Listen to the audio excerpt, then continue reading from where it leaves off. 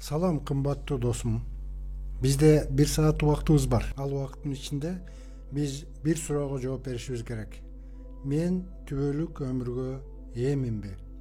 Түбөлүк өмүр суроосуна биз бир эле саатыбызды кетиргендигибиз абдан өкүнүчтүү.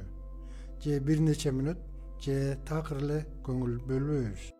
Бул суроо чынында эле ошончолук маанилүүбү? Эгер кимдир бирөө үчүн бул суроо орунсуз болсо, анын эки гана себеби бар. Же ал адам өзүн сыйлабайт, же ал өз келечеги жөнүндө кам көрбөйт.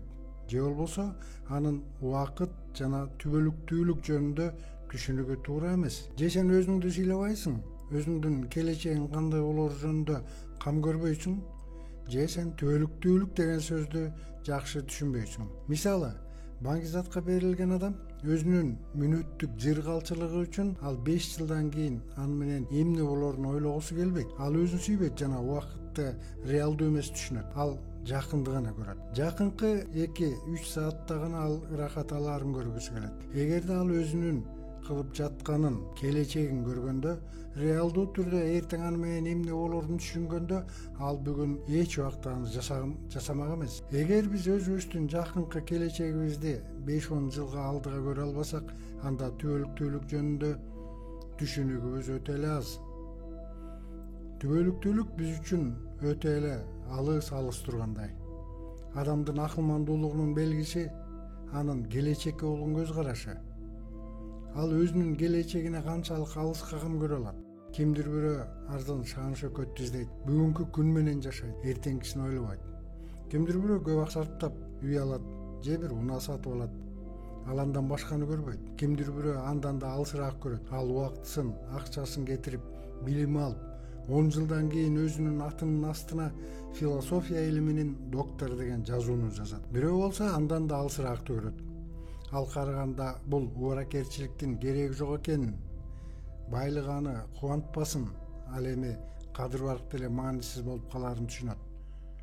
Ошондуктан ал адам караганда жакын адамдарынын сүйүүсүнүн курчоосунда болуш үчүн өзүн үй бүлөсүнө жана балдарына арнайт. Бирок бир аз гана адамдар андан да алыс жакты көрө алышты. Мен ойлойм, аларга Кудай өзгөчө улуу акылмандуулукту берген деп. Бир гана жаштыгы же карлыгы жөнүндө кам көрбөстөн, бул жашоодон кийинки жашоосу жөнүндө, түбөлүктүүлүк жөнүндө, өздөрүнүн жанынын түбөлүк жашоосу жөнүндө кам көрүшөт. Бул адамдарды чыныгы акылман деп атасак болот. Адам канчалык алысты көрө алса жана келечегинин камын көрсө, ал ошончолук акылман экен. Биз талкуулап жаткан суроо: мен түбөлүк өмүргө ээминби? Байлык, бакыт, узун өмүр бул адамдын жашоого болгон кызыкчылыгын туудурган бөлүктөр. Узун өмүр бул Кудайдын берген батасы деп билебиз. Андан да жөн эле узун өмүр эмес, батага толгон, байлыкка толгон өмүрдү каалайбыз. Илимпоздор уламдан улам жаңы атылыштарды адамдын өздүк сактануусу боюнча иштеп жатышат. Мисалы, ар кандай жашартуучу ыкмаларды ойлоп табышат. Алар кичине болсо да карлык процессин токтотууга аракет кылып жатышат. Эмнеге? Себеби биз жашоону сүйөбүз. Бул жөнүндө Иса мындай үлгү насаат аңгеме айткан: бир бай адам талаасынан мол түшүм алат. Ошондо ал минтип ойлонот: түшүмүмдү жыя турган жер жок. Эмне кылсам? Мындай кылайын, кампаларымды бузуп, бир чоңураак кампа салайын да бүт түшүмүмдү жана баардык байлыгымды ошол жерге жыйнайын. Анан өзүмө: жаным, сенде көп жылдарга жете турган байлык бар. Эс ал, ичип жеп көңүл ач деп айтайын. Бирок Кудайга: акылсыз, ушул түнү жаның алынат. Ошондо сен жыйып койгондоруң кимге калат деп айтат. Ким Кудайда байыбастан өзү байгысы келсе, анын акыры ушундай болот. Мен айтып өткөндөй, ушул адамдар жакынды гана көргөн адамдар. Алар үчүн бүт өмүрү бул анын чогулткан байлыгы. Ыйса мындай деп айтып жатпайбы? Адамдын өмүрү анын байлыгынын көптүгүнөн көз каранды эмес деп. Бул ага акылсыздык болуп көрүнөт. Мына бул жерде көрүп тургандай, бул адамдын акылы өз жөнүндө көп жылдарга алдын ала кам көрүүгө гана жеткен. Бирок Кудайдын көз алдында ал адам акылсыз деп аталган. Себеби ал жердеги жашоосунан ар жагын ойлонгон эмес. Жердеги жашоом бүткөндөн кийин эмне болот? Мен түбөлүк жашоого ээминби? Ал ушундай суроолор жөнүндө ойлонгон эмес. Жыйынтыгында мен Кудай менен түбөлүк жашаймынбы деген өзүбүздөн алыстатып койгон суроону кайра өзүбүзгө жакындатып, кыскартып, убакыттын өлчөмүнө сала турган болсок, ал мындайча жаңырмак: мен эртең жашаймынбы? Эгер ал өзүнө ушул суроону берсе, бул алда канча олуттуу болмок жана биздин жалкоо аң сезимибизди ойлонууга мажбурламак. Керек болсо, ал аны кайсы бир учурда чочулатмак. Анда эмне үчүн адамдарды эртеңки келечектеги күндө эмес, түбөлүктүүлүктү жоготуп алуу маселеси анчалык кабатырлантпайт? Өмүр бул улуу белек. Шайтан адамдын табиятынын психологиясын билгендиктен Кудайга мындай деген: өз өмүрү үчүн адам баардык нерсесин бергенге даяр. Эгерде адам өмүрүн бир жолу жоготуп алса, ал аны кайра кайтара албайт. Ошондуктан анын ушунчалык баалуу экендигин түшүнөт. Эгерде адамда 2 же 3 өмүр болгондо, ал аны анчалык бааламак эмес. Ошондуктан тандоо таразасында ал баарын бергенге даяр. Бир гана өмүрүн сактап калса болду. Себеби адамга баардык дүйнөгө ээ болгондун кандай пайдасы бар, эгер ал өз жанына зыян келтирип алса? Экинчи жагынан, эгер ошол өмүрүнөн канааттанууну ала албаса, адамдар өз өмүрүн кыюуга даяр. Ушундан улам эгерде бирөөнү өзүнүн кыска жашоосуна болгон жийиркенүү ушундай үрөйдү учурган кадамга бардырса, анда түбөлүк тозокто калуу жөнүндө эмне деп айталабыз? Ал жакта адам өз абалын качандыр бир оңдоого эч кандай мүмкүнчүлүгү жок. Бул мүмкүн эмес. Мүмкүн бул нерсе сенин келбетиң жөнүндө эмес, курсагың жөнүндө эмес, жаныңдын келечеги жөнүндө ойлондурар. Демек менин сага суроом: сага түбөлүктүү Кудай менен өткөргөн жагымдуу же түбөлүк тозокто өзүңдүн абалыңды каргап өткөрөсүңбү? Сен түбөлүк өмүргө ээсиңби? Биздин маегибиздин биринчи бөлүгү бул. Өмүр бул Кудайдагы түбөлүк өмүр. Аягында өлүм менен бүткөн өмүр бул Кудай жараткан өмүр эмес. Дагы бир жолу кайталайм. Аягында өлүм менен бүткөн өмүр бул Кудай жараткан өмүр эмес. Өмүрдүн өлүмгө эч кандай тиешеси жок. Алар бири-бирине карама-каршы турат жана ар кимиси өзүнүн аянты үчүн күрөшүшөт. Кудай өлүмдү жараткан эмес. Кудай өлүмдү жек көрөт. Өлүм ыйык китепте душман деп аталган жана ал дүйнөнүн аягында жок кылынат. Эгер өмүрдү өлүм токтотпосо, ал эч качан токтобойт. Ал түбөлүккө созулат. Ыйса мен өмүрмүн деп айткан. Башкача айтканда, түбөлүккө созулган, түбөлүк бар болуп турган, түбөлүк жашаган өмүр. Бул жерден көңүл бура турган нерсе: ал өмүр менде бар деп айткан эмес, ал өзүн өмүрмүн деген. Демек, эгер Кудай түбөлүктүү болсо, андагы өмүр дагы бул түбөлүк өмүр. Эми мен сага адамдар менен Кудай убакытка ар башкача караарын көрсөткүм келет. Кудай убакыттан көз карандысыз болгондуктан, ал эми адамдын жашоосуна чек коюлгандыктан, алардын келечекке жана өтүп кеткенге болгон көз караштары бири-биринен абдан айырмаланып турат. Мисалы, биз Инжилден окуйбуз. Буга жүйүттөр мындай дешти: сен 50 жашка да толо элексиң, анан Ыбрайымды көрдүңбү? Ыйса аларга: чындыкты, силерге чындыкты айтып коеюн. Мен Ыбрайымдан мурун эле бар болчумун. Ошондой алар Ыйсаны уруш үчүн жерден таш алышты. Ыйса айткан сөздөр алардын акылына сыйган эмес. Мен Ыбрайымдан мурун эле бар болчумун деген сөз мен дайыма бар болуп туручумун дегенди билдирет. Мына Ыйсанын түбөлүктүү экенин адамдар кандай кабыл алышкан? Бул өтүп кеткен убакыт боюнча. Ал эми келечек жөнүндө Ыйса Лазардын мүрзөсүнүн жанында туруп Мартага: бир тууганың тирилет деди. Марта ага: акыркы күнү өлгөндөр тириле турган күнү тирилерин билем деди. Ыйса ага мындай деди: мен тирилүүмүн жана өмүрүмүн.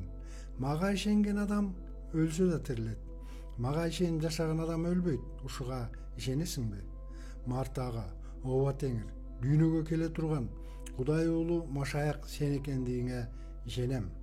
Ушул сөздөргө көңүл бурсак, бул жерде Ыйса менен Марта ар башка тилде сүйлөшүп жатышат. Ал өзүн мен өмүр жана тирилүүмүн деп азыркы учурда айтып жатат.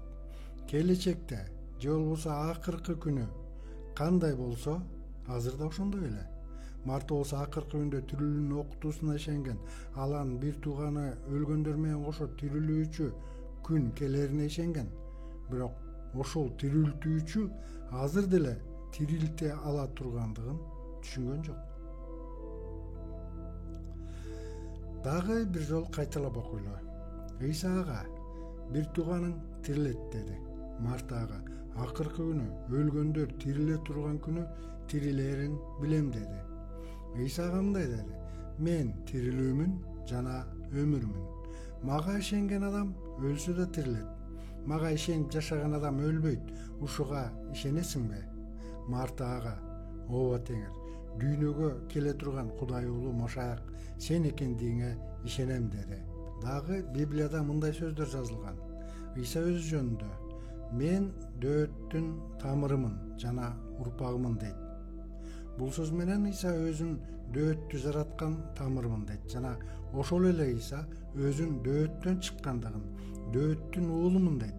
Бул сөздөр чындыгында адамдардын оюнда карама каршылыкты туудурган. Фарисейлер чогулуп келгенде Ыйсалардан мындай деп сурады: Машаяк жөнүндө кандай ойлойсуңар? Ал кимдин уулу? Ага мындай деп жооп беришти: дөөттүн. Ал мындай деди: анда кантип дөөт рух аркылуу аны Теңирим деп атады? Эгер дөөт аны Теңирим десе, кантип ал ага уул болмок эле? Кудайдагы өмүр жөнүндө туура түшүнүктүү болуш үчүн анын түбөлүктүү экендигин түшүнүшүбүз керек. Кудайдын кишиси Мусанын сыйынуусу: о Теңир, сен биздин укумдан тукумга баш калкалар жайыбызсың. Бул адамга карата укумдан тукумга деп айтып жатат. Тоолор жаралганга чейин эле, өзүң жер менен ааламды жаратканга чейин эле кылымдан кылымга сен Кудайсың. Бул жерде дагы Кудайга карата кылымдан кылымга деп айтып жатат. Сен адамды алдан тайдырып, адам баласы топуракка кайт дейсиң. Бул жерде дагы адамдын жердеги жашоосунун убактылуу экендигин көрсөтүп жатат. Анткени сенин көз алдыңда 1000 жыл кече эле өтүп кеткен күндөй, түнкү күзөт убагындай. Бул жерде Кудайдын өмүрү менен адамдын жердеги өмүрү салыштырылып жатат. Андан ары окусак, биздин өмүр жашыбыз 70 жыл. Ал эми күч кубаттуу болсок 80 жыл. Өмүрүбүз зуулдап тез өтөт. Акылдуу болушубуз үчүн өлө тургандыгыбыз жөнүндө ойлоно жүргөндү үйрөт. Акылмандуулук деген түбөлүккө туура баа берүү. Мен альфамын жана омегамын. Бул грек алфавитиндеги биринчи жана акыркы тамгылар. Биздин тилде мындай: Адан Яга чейин мен баарын толтуруп турам дегендик. Биринчи жана акыркы, башы жана аягымын дейт Теңир. Ал болгон, бар жана келе жатат. Ал баардыгын кармап туруучу. Мына сен өзүң көрүп тургандай, Кудай өтүп кеткен, бүгүнкү жана келе турган убакта чексиздикти камтыйт. Мен бармын дейт. Ошондуктан Кудайдагы өмүр бир гана түбөлүк өмүр боло алат. Ал эч качан өлүм менен аяктабайт. Биздин маегибиздин экинчи бөлүгүндө адам түбөлүк жашоого аргас. Себеби ал Кудайдагы өмүрдү кабыл алган. Ооба, бул жерде аргасыз деген сөздү колдондум. Адам аны каалайбы, каалабайбы, макулбу, макул эмеспи, ишенеби, ишенбейби, бул эч нерсени өзгөртпөйт. Ал түбөлүк жашоого аргасыз. Адам түбөлүк жашоого аргасыз, себеби ал Кудайдагы өмүрдү кабыл алган. Тооратта башталыш китебинен биз буларды окуйбуз. Анан Кудай Теңир топурактан адам жаратып, анын жүзүнө өмүр демин үйлөдү. Ошондо ал тирүү жан болуп калды. Жан жаныбарлардын дүйнөсүнөн айырмалантып, Кудай адамды жаратканда ага өзү ээ болгон өзүндөгү өмүр демин үйлөдү. Жогоруда айтылгандай, Кудай убакыттан тышкары. Анын атасы жок, энеси жок, ата теги жок, күндөрүнүн башы да, аягы да жок. Так ошол түбөлүктүүлүктү, башкача айтканда түбөлүк жашоону Кудай качандыр бир аялдан төрөлгөн ар бир адамга берген. Кээ бир окутууларда Кудай күнөөкөрлөрдү тозокто жазалабай эле жок кылып салат дешет. Бирок биз ыйык жазуудан күнөөкөрлөр да, адилеттүүлөр да өлгөндөн кийин жашаарын көрөбүз. Мисалы, Кудай биринчи дүйнөнү жер бетинен жок кылган. Бирок ал адамдарды түбөлүккө таптакыр жок кылып салган эмес. Кудайдын укму мындай деген: мен өзүм жараткан адамдарды жер бетинен жок кылам. Адамдан тартып малга чейин жер үстүндө сойлоп жүрүүчү жаныбарларды, асман канаттууларын жок кылам. Андан ары топон суу каптагандан кийин кургактыкта жашаган, таноосунда өмүр рухунун деми бар тирүү жандардын баардыгы кырылды. Жер үстүндөгү тирүү жандардын баардыгы кырылды. Адамдан тартып малга чейин сойлоп жүрүүчү жаныбарлар, асман канаттуулары баардыгы кырылып, жер бетинен жок болду. Нух менен кемеге киргендер гана тирүү калышты.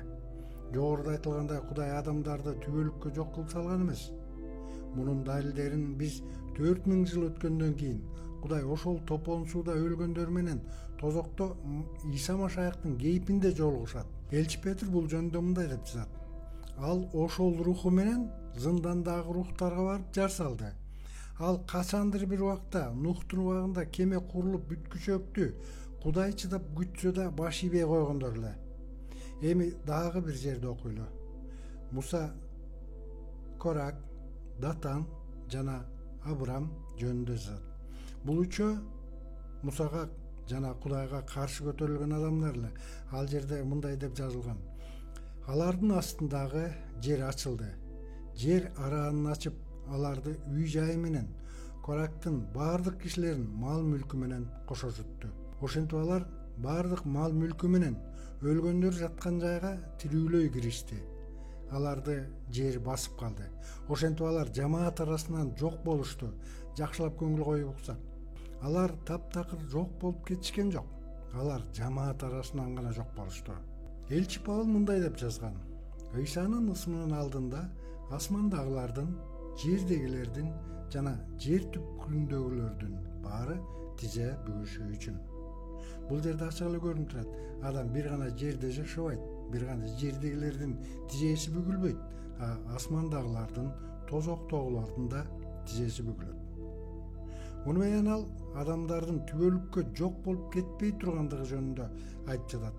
Демек адам бир убакта энесинин ичинде түйүлдүк болуп, анан ага төрөлгөнгө мүмкүнчүлүк берилбесе да, ал түбөлүк жашайт. Мен асманга кыска убакытка барып келген адамдар менен сүйлөшкөнгө мүмкүнчүлүктөр болгон. Алар асмандан аборт болгон, төрөлгөнгө мүмкүнчүлүк берилбеген балдар чогулган жерди көрүшкөн. Ошондуктан Библияда мындай деп жазылган: адам баласы бир ирет өлүп, андан кийин сотко келиши керек. Мындайча айтканда, анын адамдык жашоосу бүтпөйт, ал башка өлчөмгө гана которулат. Бул абдан коркунучтуу жана ошол убакта жоопкерчиликтүү. Бул экинчи бөлүктүн жыйынтыгы: адам түбөлүк жашоого аргасыз, себеби ал Кудайдагы өмүрдү кабыл алган. Үчүнчү бөлүк болсо түбөлүк жашоо менен ыйык жашоо бул ажырагыс түшүнүктөр. Дагы бир жолу кайталайм. Түбөлүк жашоо менен ыйык жашоо бул ажырагыс түшүнүктөр. Матай жазган жакшы кабарда мындай деп жазылган: бир жигит келип Ыйсадан: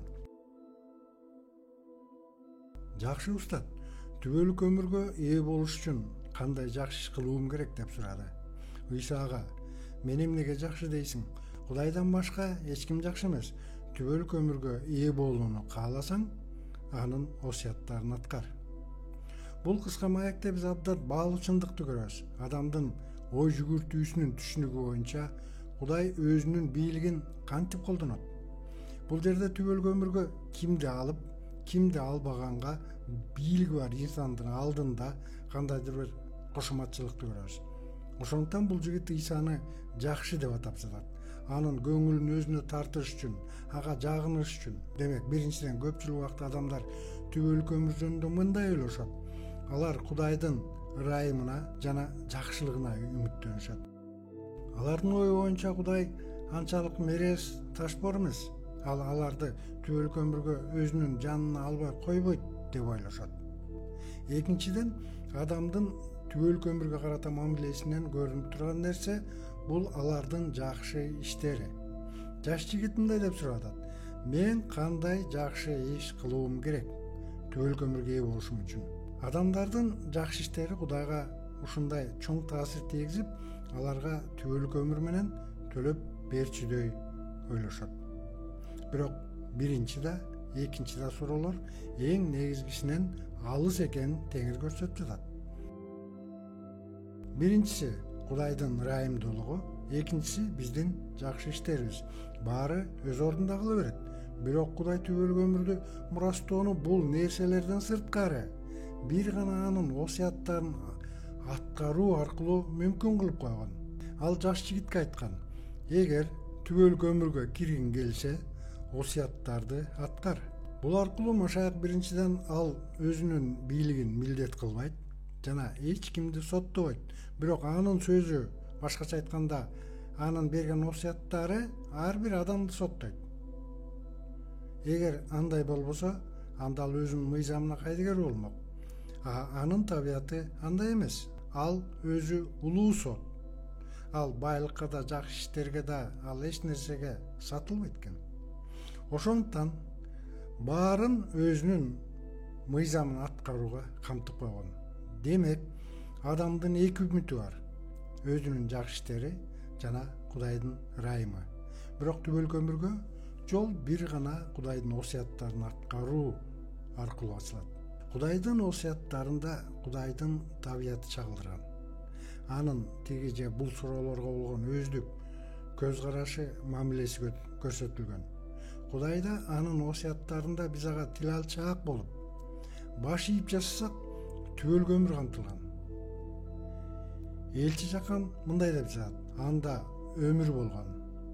Жана ал өзү жөнүндө да мен өмүрмүн деп айткан. Демек, Кудайдан сырткары бул өлүм. Чыныгы коркунучтуу өлүм. Осуяттан сырткары анын тыш жагында да өлүм. Мыйзамдын сыртында мыйзамсыздык өкүм сүргөндөй эле осуяттын босогосунун ар жагында өлүм. Түбөлүк өмүр менен ыйык өмүр бул азырагыс түшүнүк. Кудай түбөлүк өмүрдү осуяттарына салган. Ошондуктан осуятты аткарган адам түбөлүк өмүргө ээ болот. Бул дүйнөнүн аягында чечилчү нерсе эмес, бул азыркы күндө чечилген нерсе. Эгер сен осуяттын ичинде болсоң, демек ыйыктыктасың.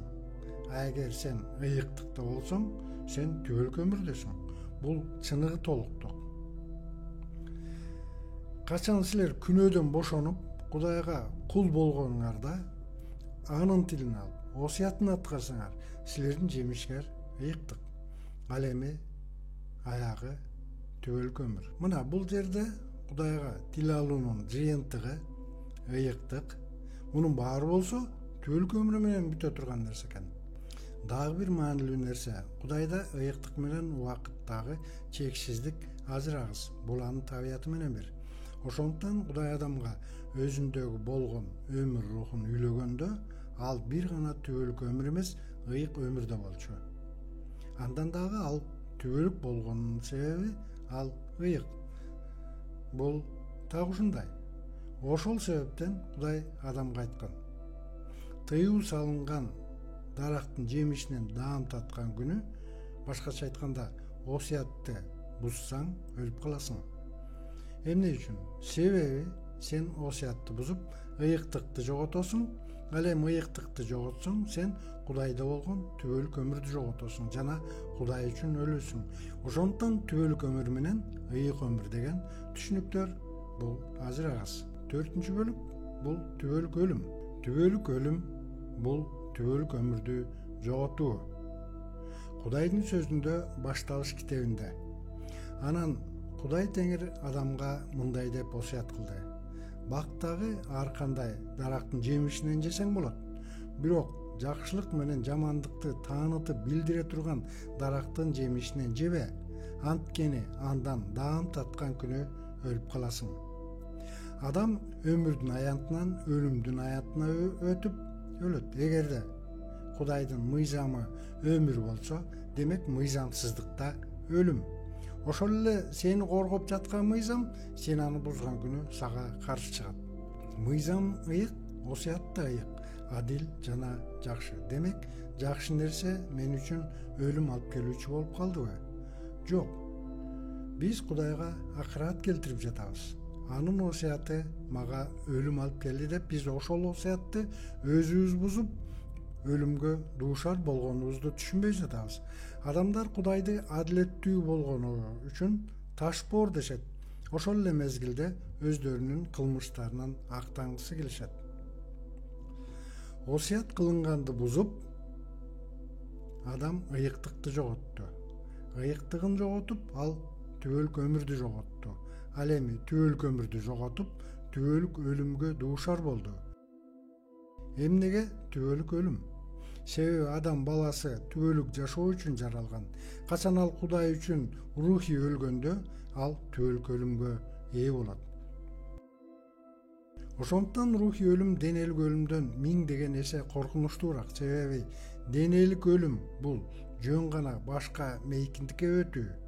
Биз өзүбүздүн убактылуу 70 жылга жашай турганга алган үйүбүздөн башка үйгө көчөбүз. Адресибизди алмаштырабыз. Рухий түбөлүк өлүм бир гана тозок менен коркунучтуу эмес. Ал эч нерсени өзгөртө албагандык менен, өзүнүн абалынан чыгуу жолунун жоктугу менен коркунучтуураак. Бул жөнүндө Билл Вайс тозокто бир нече саат убактысын өткөрүүгө дуушар болгон адам мындай деген: мен баштан өткөргөн адамчадагы азаптардын эң катаалы бул өз тагдырымды өзгөртүүгө эч качан, эч кандай кенедей да мүмкүнчүлүк болбогондугу. Бул нерсе түбөлүккө экендигин түшүнүп билүү эле. Жерде жашап жүргөндө кандай гана оор кыйынчылык болбосун, анын аягы бар. Ал качандыр бир күнү бүтөөрүн билебиз. Өлүм жөнүндө сөз болсо да, ал деле кыйналуунун, азап чегүүнүн аяктоосун билдирет. Бирок түбөлүктүүлүктүн аягы жок. Ошол абдан коркунучтуу. Мен сени түбөлүк өлүм деген эмне экенин түшүнсүн деп жатам. Эми адамга кайрылсак, Кудайдын анын кылган ишине болгон мамилесин көрөлү. Ыйык жазуу бизге Кудай ата менен уулунун ортосунда ушул окуя тууралуу болгон кыскача маекти көрсөтөт. Мына адам биздей болуп, жакшылык менен жамандыкты билип калды. Эми ал колун сунуп, өмүр дарагынын жемишинен да жеп алып, түбөлүккө жашап калбасын. Ошентип Кудай Теңир аны өзү жаратылган топуракты иштетсин деп Эйден багынан кууп чыкты. Адамды кууп чыккандан кийин чыгыштагы Эйден багынын жанына өмүр дарагына баруучу жолду кайтаруу үчүн керупту жана айланып турган оттуу кылычты коюп койду. Кудайдын мындай кылганынын себеби ал адам өмүр дарагынын жемишин жеп алып, түбөлүк жашап калбасын деген. Бул жерден эки жыйынтык чыгарсак болот. Биринчиси адамдын түбөлүк өмүрдү жоготкондугун далилдейт. Өмүр дарагынан жеп албасын, түбөлүк жашап калбасын. Экинчиси адамдын ыйыктыгын жоготкондугун жана мындай күнөөкөр абалда түбөлүк жашаганга акысы жоктугун далилдейт. Бирок күнөөкөр Кудай менен бейиште түбөлүк жашай албайт. Ошол себептен Кудай аны бактан кууп чыкты да өмүр дарагына жолду тосуу үчүн керуп менен кылычты коюп койду. Кудай анын күнөөкөр табияты менен түбөлүк жашоосуна жол берген жок. Бул Библиянын эң башкы бөлүмдөрүндө жазылган. Эми Библиянын аякы бөлүмүн карайлы. Мен альфамын жана омегамын. Биринчимин жана акыркымын. Башымын жана аягымын. Өмүр дарагынын жемишине жегенге жана шаарга дарбаза аркылуу кирүүгө укук алуу үчүн кийимдерин жуугандар бактылуу. Ыйык жазуунун аякы бөлүмүн элчи Жакан мындай баштайт. Кудай башында ким болсо, дүйнөнүн аягында да ошол. Альфа жана омега. Бирок өмүр дарагына жол ачык. Ал жолду аны адам менен обо үчүн гана жапкан. Эми Кудай аркылуу ал жол ачылды. Бирок бул жерде бирок деген сөз бар. Талаптар ошол эле бойдон, Кудай ошол эле бойдон. Бул укук бир гана анын осуяттарын аткаргандар үчүн, башкача айтканда ыйыктар үчүн.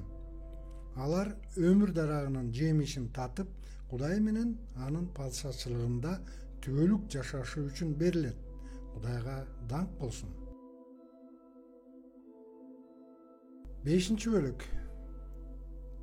Бул адилдик. Адил абал жана андан келип чыккан түбөлүк өмүр бул өз күчү менен жетишкендик катары эмес, белек катары кабылданат. Адилдик бул адамдын абалы болуп эсептелет.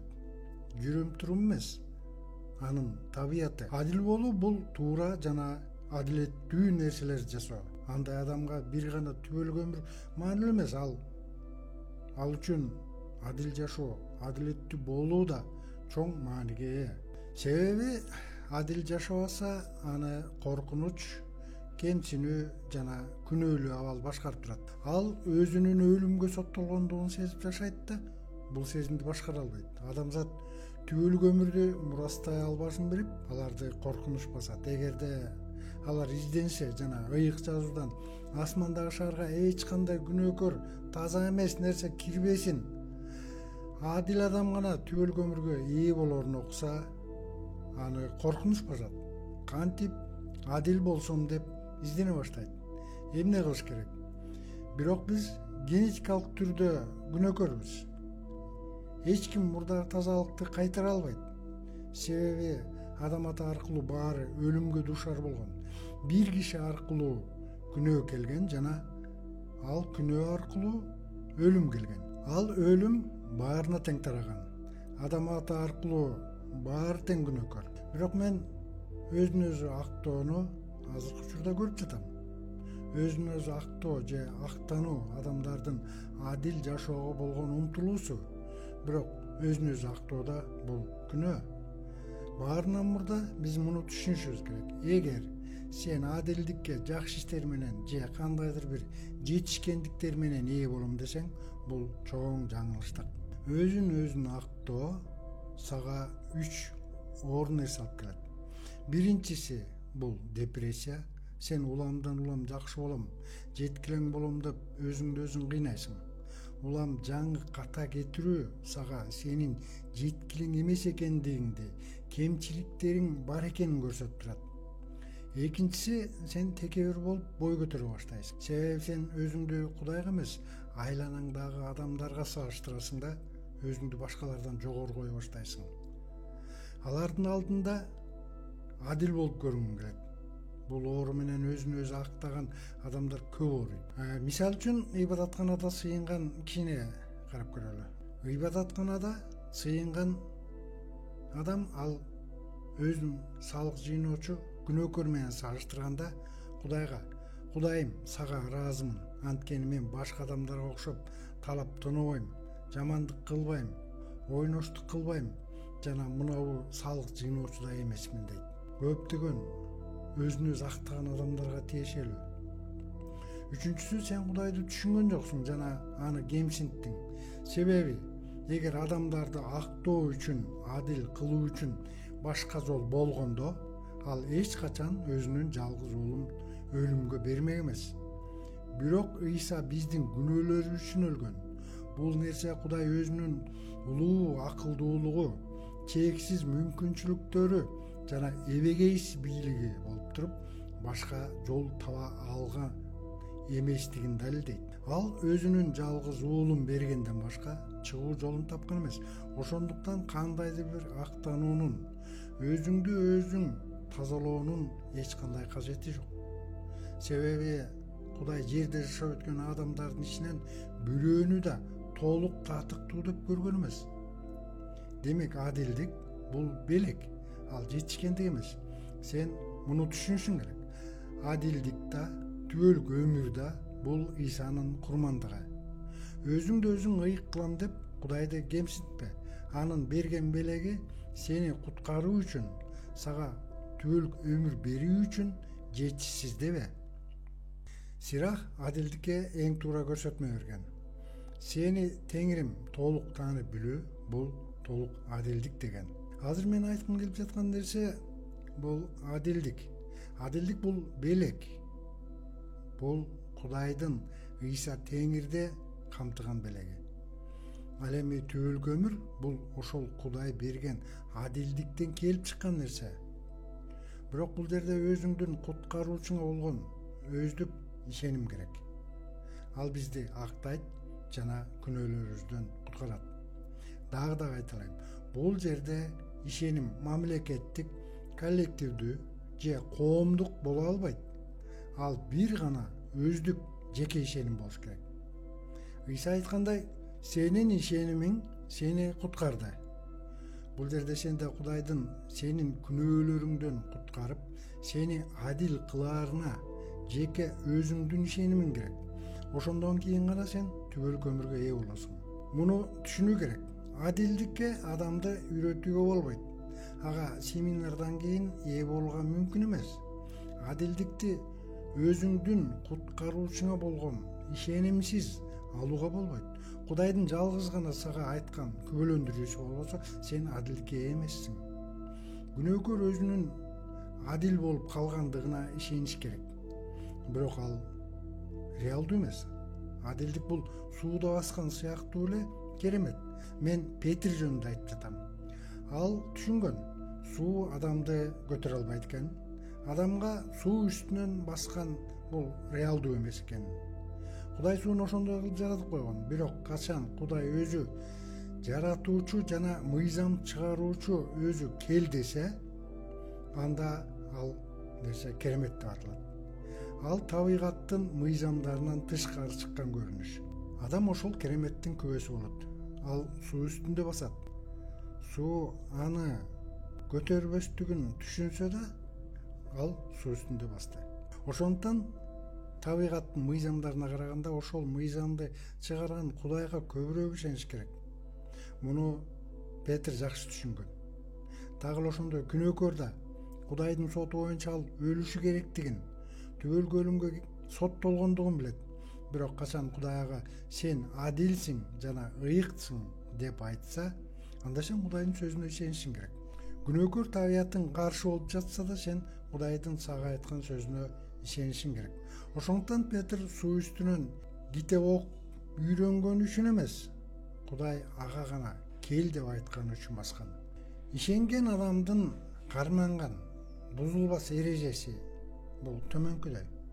Мен таянган нерсе бул: Ыйса мен үчүн эмне кылды? Мен бул жашоодо эмне кылып, эмнеге жетишкендиги эмес, а Ыйса мен үчүн эмне кылды? Ал мени актады жана мен ал берген куткарылуу белегин кабыл алдым. Ыйсанын мага берген белеги катары элчи Павыл жазган. Кудайдын белеги Теңирибиз Машайык Ыйса аркылуу бериле турган түбөлүк өмүр. Ошондуктан түбөлүк өмүр менен адилдик бул биздин кыймыл аракетибизден улам келип чыккан жетишкендик эмес. Бул Кудайдын бизге берген белеги. Кийинки бөлүм мындай башталат. Ким Кудайдын уулуна ээ болсо, ал өмүргө ээ. Ким Кудайдын уулуна ээ эмес болсо, ал өмүргө ээ эмес. Кудайдын уулуна ишенген адамдын күбөлөндүрүүсү өз ичинде. Ал эми Кудайга ишенбеген адам Кудайды жалганчы кылган болот. Анткени ал өз уулу жөнүндө күбөлөндүргөн Кудайдын күбөлөндүрүүсүнө ишенген жок. Кудайдын күбөлөндүрүүсү болсо бул: Кудай бизге түбөлүк өмүр берди. Ал өмүр анын уулунда. Ким Кудайдын уулуна ээ болсо, ал өмүргө ээ. Ким Кудайдын уулуна ээ эмес болсо, ал өмүргө ээ эмес. Күбөлөндүрүү же күбөлүк деген эмне? Күбөлүк бул бир маалыматты тастыктаган документ, иш кагаз. Бул эки адам баш кошсо, алардын үйлөнгөндүгү жөнүндө күбөлүк, же болбосо баланын төрөлгөндүгү жөнүндө күбөлүк. Бул иш кагаз. Ал бул болуп өткөн окуяны далилдейт жана тастыктайт. Биз адамдар баардыгын тең кайсы бир ойдо турган бийлик ээлеринин кол менен же бийлик органдарынын мөөрү менен бекемдейбиз. Бирок Кудайда баардык нерсе бири-бирине болгон ишеним менен бекемделет. Кудайга ишенбеген адам Кудайды жалганчы кылган болот. Анткени ал өз уулу жөнүндө күбөлөндүргөн Кудайдын күбөлөндүрүүсүнө ишенген жок. Кудайга чын жүрөгү менен ишенген адам андан эч кандай далилдерди талап кылбайт. Кудайга ишенген адамдын күбөлөндүрүүсү өз ичинде. Башкача айтканда, ал адам ичинен түбөлүк өмүргө ээ экендигине ишенет. Ал Кудайдын алдабаганына ишенет. Себеби Кудайдын ага ишенген адамдын түбөлүк өмүргө ээ экендиги жөнүндөгү ыйык күбөлүгү бул анын түбөлүк өмүрдү өз уулунун ичинде экендиги. Ошондуктан уулга ээ болгон адам түбөлүк өмүргө да ээ. Элчи жака мындай деп жазат: Кудайдын күбөлөндүрүүсү болсо бул, Кудай бизге түбөлүк өмүр берди. Ал өмүр анын уулунда. Ким Кудайдын уулуна ээ болсо, ал өмүргө ээ. Ким Кудайдын уулуна ээ эмес болсо, ал өмүргө ээ эмес. Элчи Павыл мындай деп жазат: Кудайдын белеги Теңирибиз Машайык Ийса аркылуу бериле турган түбөлүк өмүр. Ким Кудайдын уулуна ээ болсо, ал өмүргө ээ. Уулга ээ болуу деген эмне? Бул анын бар экендигине ишенүү эмес. Бирок Элчи Павылдын сөзү боюнча, эгерде Машайык силердин ичиңерде болсо, анда денеңер күнөө үчүн өлүк, бирок рухуңар адилдик үчүн тирүү. Эгерде Машайык Ийсаны өлгөндөрдүн арасынан тирилткен Кудайдын руху силердин ичиңерде жашап жатса, анда Машайык Ийсаны өлгөндөрдүн арасынан тирилткен Кудай силердин ичиңерде жашаган өз руху менен силердин өлүк денеңерди да тирилтет. Эгерде ушул маектен кийин сенде өз келечегиң тууралуу коркунуч жаралса, анда мен угулган сыйынуум үчүн Кудайга ыраазычылык келтирем. Тез арада ушул мүнөттө өз жаныңды Кудай аркылуу коргонууга ал. Чын жүрөгүңдөн ишеним менен жана бекем чечим чыгарып сыйын. Кайсы жерде болбо, кандай абалда болбо, башка адамдар жаныңда болобу, өз ичиңден ушул сыйынууга кошул. Теңир, мен сенин мээримдүү колдоруңа өзүмдү тапшырам. Мен коркунучта жана ишенбестикте жашап келдим. Сенден алыс, өлүм жана коркунучтар болгон жерде жашап келдим. Бирок мен бактылуумун. Кудай ата, себеби кечирим алганга, Ыйсада камтылган түбөлүк өмүрдү алганга мүмкүнчүлүгүм болгон үчүн. Менин күнөөлөрүмдү кечир. Мени өзүңө кабыл ал. Мен атымды өмүр китебине жазып коюңду сурайм. Түбөлүк өмүрдү белек кылгандыгың үчүн рахмат. Амин. Ыйса мындай дейт: атыңар өмүр китебине жазылгандыгы үчүн кубангыла. Мен сени Кудайдын үй бүлөсүнө киргендигиң менен куттуктайм. Амин.